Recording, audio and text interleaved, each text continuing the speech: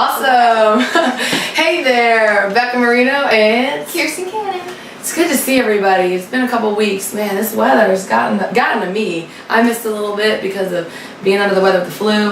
Kirsten, she's been wrapping up school, getting ready to head into her final year as a college student. Final semester. Final College semester. student. Sorry. Thank you.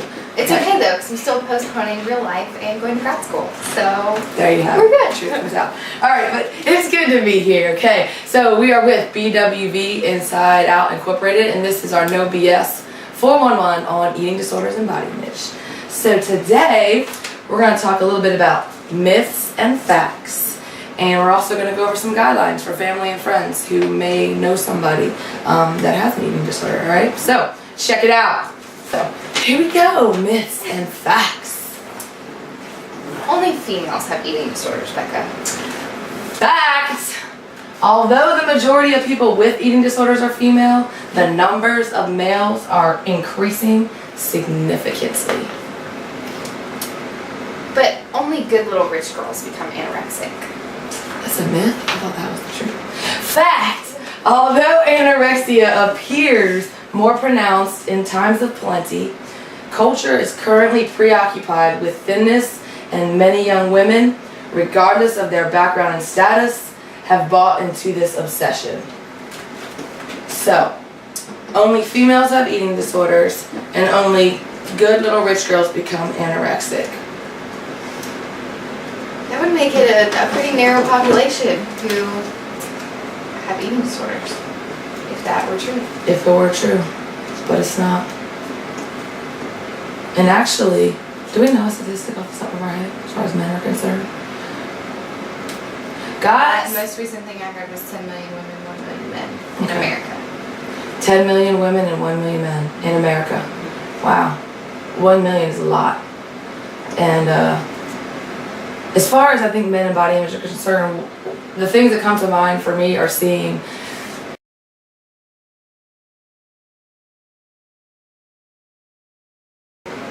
guys feel like they have to have that sort of V-shaped, you know what I mean? Like they have to be big and strong, and girls who have a thin build don't feel good about themselves because they don't fit this type of image. Does that seem to be kind of lined up with? Yeah, definitely. Okay. Well, and you know, if you talk to somebody and be like, well, guys have eating disorders too, especially if you're in a conversation with a guy, they're like, well, we don't all want to be super skinny. And it's like, that's not what an eating disorder is. It's not just that you want to be super skinny. You know, they've got all these fitness magazines being like, bulk up and have a 9-pack and that's all this stuff. also And the mindset is still there, whether or not they're shooting for being extremely thin or trying to bulk up and build muscle. right. Well said, sister.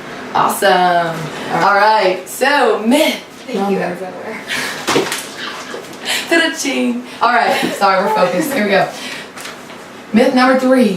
Bulimia is a good way to lose weight. Facts. Bulimia is a poor weight reduction method. First, it doesn't work. A London study of 500 bulimic women reported a 7 to 10 pound weight gain per person. Second, it is very dangerous and creates an altered biochemical state, predisposing one to numerous physical and psychological problems. We'll come back to that in a second. Next. But once I diet and lose some weight, I won't gain it back. Of course not. That never happens. Psych. Fact. The overwhelming majority of dieters will regain their lost weight within a year. Only a healthy, balanced diet and exercise will allow you to maintain your weight. Everyone has a predetermined, quote, set rate. Research shows that our bodies will always strive to be within a 5 to 10 pound.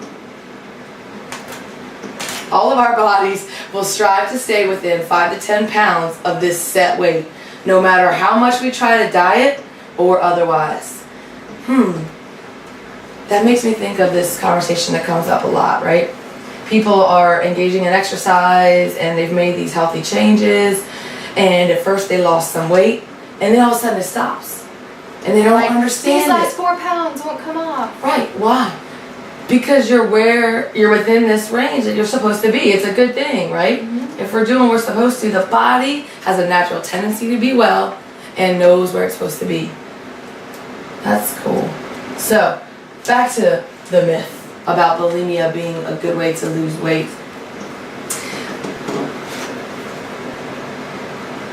This 7 to 10 weight gain, I think this is part of the reason why we in this culture don't think of people with bulimia as an eating disorder, because we don't necessarily get skinny. And a lot of times we associate, like we talked about earlier, extreme thinness and being skinny with eating disorders. But eating disorders are much broader than that. And so those with bulimia are at just a greater risk as anorexia.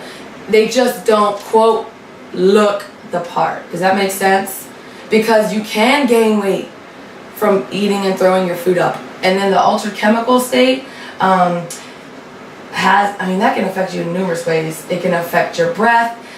It's your sodium, potassium. You get dehydrated. You don't even know something's wrong because we don't look, quote, sick. But your insides are just as at risk as anybody else.